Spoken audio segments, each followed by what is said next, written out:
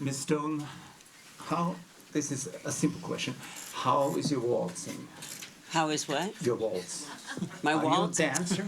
We practiced. We practiced yesterday kidding, night. We showed my son how to waltz. Wow. Hello. Welcome. Nice to have you here. So you're a waltzer, you're a dancer. Yes, of course. You know, every little girl in this country, on this planet, dreams to be a dancer in the opera ball. It happens to you on Thursday? Because don't we have a thing where young women come to the ball to have their... It's like the first time they're ever showing up in public. Right. And probably meet a nice And do they wear gentleman. white dresses? Yes, Is white that a dresses thing? with a little Right. crown up there. Yes. And they have the first dance, right? Yes, they have the first dance. That's so lovely. I don't know if you know, this gentleman is very famous and his wife for sweets in Austria. I know that. Are you a candy addicted person? I would not say I'm addicted, but I do have a thing for the dark chocolate. Oh, actually too. But you know the Austrian line we have? 1 minute on your lip, 1 year on your hip. Well, I think if you have the dark chocolate, it's not so bad. Not so bad. So I usually have some every day. Miss Stone, your career is a upside down ever. You've been shortly a young model when you came to New York first time, and your first part in a motion picture was an extra. You played an extra. For Woody Allen. Is that true? Yeah. Yes. And this huge career started. I worked with Woody three or four times. And you always counted back to Basic Instinct. People forget femme fatale, not only the femme fatale, movies like Total Recall, Broken Flowers, big motion pictures. Is there one motion picture where you would say yourself, maybe I shouldn't have done that? Well, I think when you work as an artist, it's a vocation, not a job. And so you have to look at the ratio of success, right? So Picasso has a ratio of success, I think, of 1.7%, right? So any artist does not have a ratio of 70%. Even the greatest do not have a ratio like that. Babe Ruth, the greatest baseball player, had many more strikeouts than he had hits. Yeah. So you have to look at the ratio of success of the greatest success in the world. Mm-hmm. And the greatest success is not a ratio of even 80% or 90%. For the greats, the ratio of success is often way less than 10%. So you can't say that you wish you did not do these other things, because these other things are a platform for the learning for the great things that you do. Because work is the only thing that teaches you to become great. So you have to do all of the other things so that you learn how to become great for these small percentage of superb work, right? So I have films that I did that are superb, but I also have many films that I did that are learning. But I would say that I have films that I did that I think are wonderful that maybe not everybody saw, because they didn't have huge financial advertising campaigns. Like I did a movie called Bobby, about Bobby Kennedy, that had Anthony Hopkins and Lawrence Fishburne, and I mean, we had huge stars in this movie, but we didn't have an advertising campaign. And the movie is spectacular, but not very many people saw this film. But the film, I think, is one of my most superb films, but it's not a famous film. Mm-hmm. So you will look in film history, and for example, you say a film like Broken Flowers. Broken Flowers was a film that made a lot of success in Europe, but in America, nobody saw this film. It's amazing. And nobody thinks of this film as a success. But you look at a film like, I made a film called When a Man Falls in the Forest. And this film was in the Berlin Film Festival. as a very considered and important film, and it was a film about lucid dreaming. This film was panned in America as a really stupid film that nobody understood. But this film was a highly intellectual film, and a film that was greatly understood by the German audience. Yeah. It's because it was a film about psychology, which is something that the German audience was very sophisticated and understood very well. So you can see that some films reach a market in some places and have great success, and then you can see that another film might not be seen at all in another part of the world. You're not only an Hollywood icon, you're also known for helping women or helping Amfar since centuries. Yes. And even when Amfar, at the beginning, when they asked you and you lost jobs, you even stood with it and you fought for Amfar. Yes, in the beginning, when I started working for it was called the American Foundation for AIDS Research. And I worked, in the beginning when I took this position, I was told by the Hollywood community that I would not get films, that I would be taken out of films because people would find me to be unserious and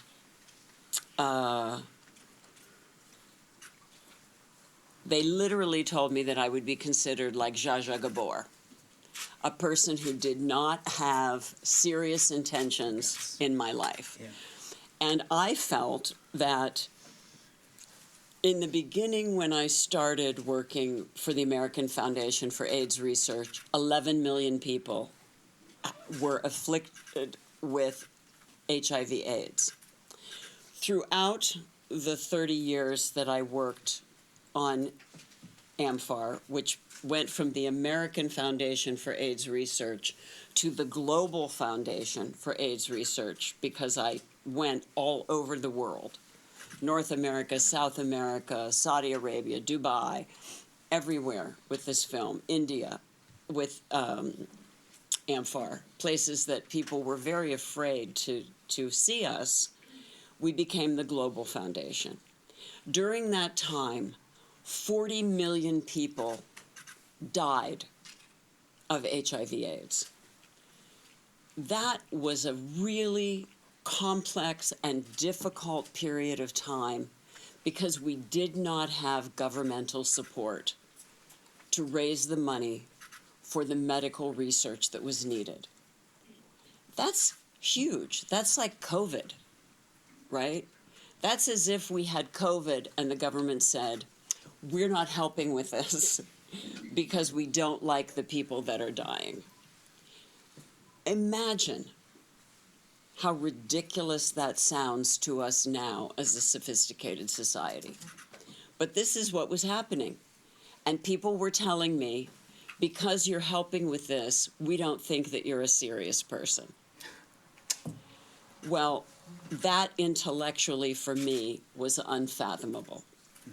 So I continued to work with what for me was serious. And at the point where there were 14 or 15 million people who had died from this disease, I was desperate personally, and personally devastated, because I was being threatened, my life was being threatened, I couldn't work as an actor, I was being threatened everywhere I went. People were saying they were going to kill me. It was really a very complicated and difficult time. And when you say my career went like this, yes, because people didn't want to deal with me. And still, I find that my priorities do not always match the priorities of those around me. And I understand that that is how it's going to be. I do not always fall in line and have the same feelings as everyone else. And I understand that that's okay. And I think this is also your personality, as it looks like.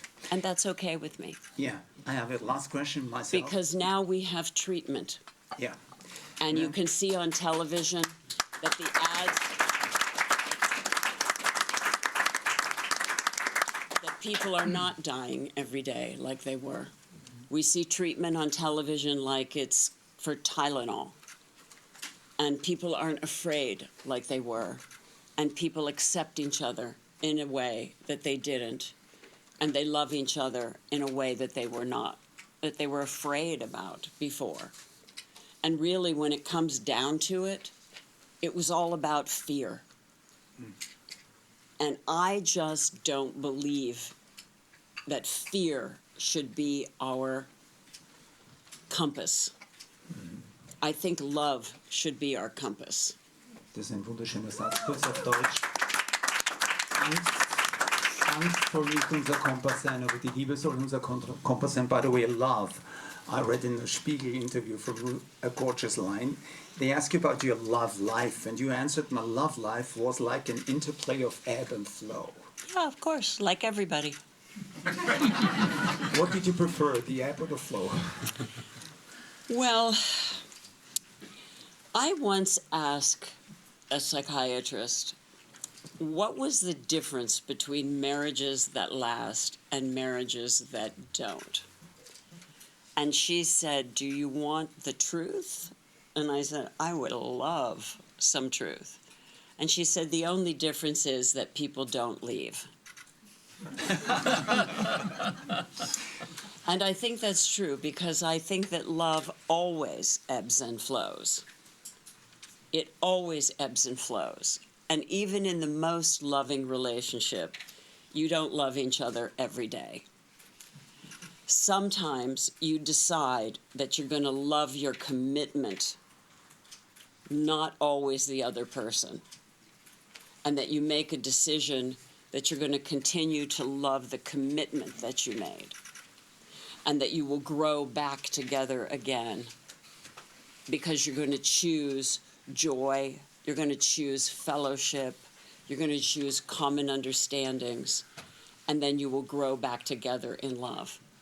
But love will always ebb and flow. Love is not like candy. And not so much calories, right? It's the opposite. Right? If you're lucky, it's the opposite. Right? Two very constant, down-to-earth people are sitting next to you. Guschlbauer and Karl Guschlbauer. This is a family factory here, and they do everything in the family business. It has a long tradition. I love family businesses. Thank you. Thank you. Thank you. I think family businesses are really important. Yeah. I think I love working for families because they are invested them personally. When people just own corporations, they're often more invested in, and this is going to sound a little terrible, but they're more invested in their ego. And when families are invested in the business, they're invested in their soul. Yes. I understand. Johann Laver is one of the most famous Austrian cooks. So if you want a real good Wiener Schnitzel, he would be the right person to get it. We have 10 questions now for you, if that's okay with you. Sure. From our colleagues. Wer will anfangen, bitte? Zeigen Sie mir. Wer will was fragen? Kollegin, lady from the Austrian television. Do I have a microphone? A microphone. Yeah, you have a microphone. Hello. Hello. Hello. My name is Marian from ORF. Hello. So maybe we see you at the ball on Yeah. Thursday. What do you think about the... welcome to St. Willibald. Thank you. What do you think about the reception and the whole factory here? Your I first think it's impression? just so great. It's just so charming and so lovely that people would come out in the cold and say hello. It's so nice. And the most important question for us is, which designer did you choose for the ball? Which dress are you going to wear? Well, you know, I was such great friends with Valentino. And we, when I started working with Valentino in the 90s, we worked together to kind of reinvigorate the brand. And we made a lot of changes together. And we became very close friends. And so Valentino made me a lot of couture pieces. And so I'm wearing something that he made me then. He made me a beautiful ball skirt with a fabric that was very Klimt-like fabric. And because Klimt is from here, I decided to bring that ball skirt to wear to the ball because I wanted to remember Valentino, and because I'm such an enormous fan of Klimt, I'm hoping to go to his house later today. And you're even wearing his color. Brown gold was one of his favorite Yes, colors. and to I paint. thought this was very chocolate. Very good, very good. Kind of Willy Wonka. Well, very good. You're accompanied by your by one of your sons Yes. this time. Yes. Hello. Will you? How special is that for you? Last week you have been at the premiere of, or last week, at the premiere of Nobody 2 with three of all your sons. Yes. So it's going to be a family business. Yeah, it's really great when I have an opportunity, and we try to take a trip once a year, this son and I, and he's on his break because he's studying to be a cardiovascular surgeon, and he's just about to leave for Korea for his semester abroad. So he had a break from school, and I got to have him come on my trip with me, so I'm very excited. So are you going to dance at the ball as well with your son, or with Mr. Guschlbauer maybe? I hope I'm going to dance at the ball with my son. Thank you. Just one question to you. What was the first thought when you heard that your mother's going to take you to Vienna? What did you think? My God, beautiful horses, beautiful ladies. What was the first thought?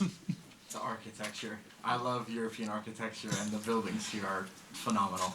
Welcome to Austria. Yeah, like Bill Clinton said a couple of years ago.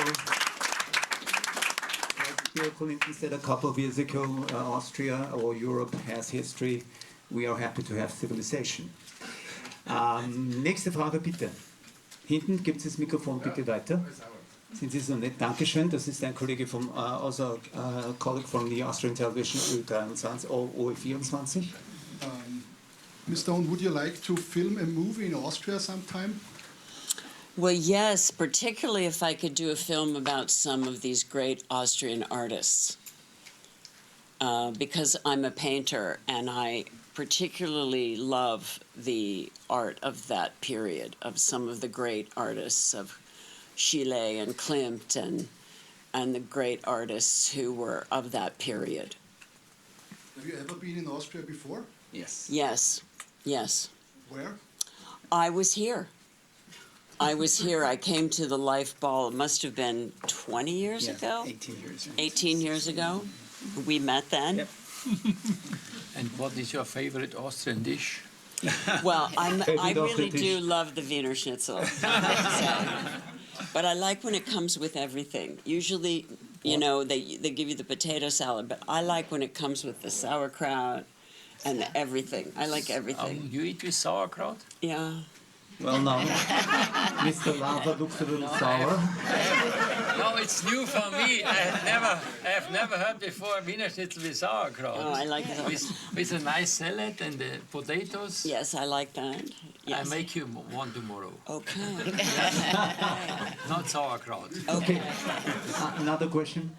Ja, das Mikrofon, sind Sie lieb, geben Sie es vor zu der Dame. You're a painter. I follow you on Instagram. Do you hear me? Yes. Yes, your microphone is not on. Ja, das Mikro Can you aufmachen. hear me? Ja, Yes. du hörst das, aber wir hören es nicht. And you're into that ghost topic when you're painting, and so you're in the opera on Thursday, and it's a very historical building. So what do you think will come through your mind after you are in that historical building, place, Vienna? In terms of painting? Yes. You know, I don't know because I've been sort of channeling these portraits lately, so I don't know. I look forward to finding out. Okay, nächste Frage. Da die Dame vorne.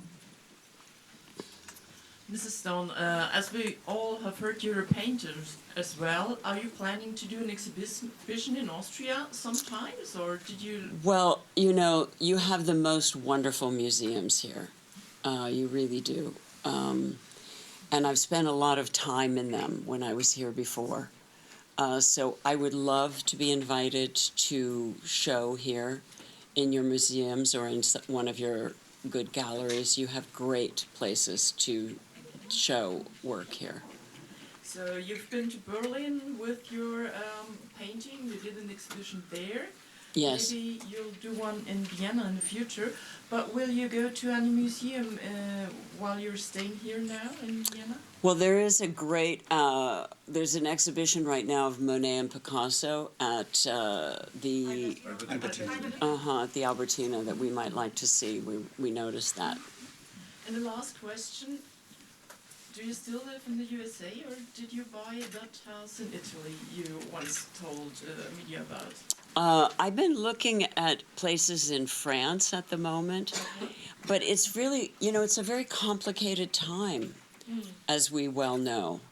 But I am definitely looking for a place outside.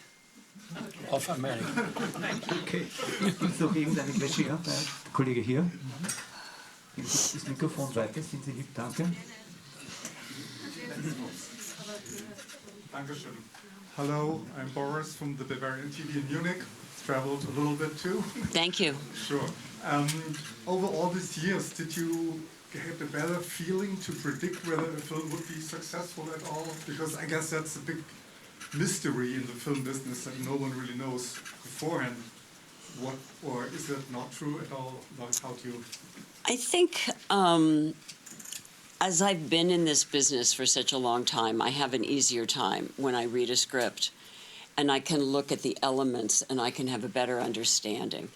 I can see when people are taking something good and destroying it with the improper elements, and I can see when someone is taking something that's maybe just okay and adding really good elements and it can work. It's a chemistry sort of situation where you have to get all the right elements together. And so you can start into a project that you think is going to be good, and then maybe you have a bad producer and they're putting the wrong elements in. Or you can start with a project that seems just sort of average, but you have a fantastic producer who puts really great elements in it. It really depends on how it's put together. Noch eine Frage? Ja, die Dame da drüben. Geben Sie es bitte rüber. Letzte Frage, bitte, danke. This lady is from a big Austrian newspaper, Österreichische Nachrichten. Did you try Schaumrolle already? I'm sorry? One of these sweets? It's green rolls. Tried this before? No, I don't eat Green that. chocolate. Thank you. Yeah. Because I don't eat gluten. No. You don't eat gluten. No. Gluten, yes. Thank Okay. you. Yeah. Miss So Jones. it's Yes. hard for me to make a schnitzel without gluten. That's true. But we can, Yeah. maybe You we'll have to find a use really a lava panko sauerkraut that's in. not We gluten. make it tomorrow. Yeah. Miss Jones. Yes. Last question. Having Yes. somebody like you here and you opened your heart, you opened, let us know a lot about what you have inside and also inside here. What do you personally wish your children and maybe your grandchildren for the future? Well, I wish that there is a future, for starters. And I think in order to be sure that there will be a future, we have to take an attitude of acceptance and an attitude of understanding that nature is the boss of us and that we are organisms on this planet much like flowers and trees and animals, and that just like there is not one type of flower that is superior to the other, or one type of tree that is superior to the other, or one type of animal that is superior, or one cow that is a better color than the other cow, that we need to really understand that humans are the same type of organism. And we have to start to accept that all of the flowers in the garden are quite beautiful, and all of the cows in the pasture are quite lovely, and all of the trees in the forest are important, and stop trying to disseminate in a foolish and impractical way so that all of our species can survive and be helpful and coordinating with one another.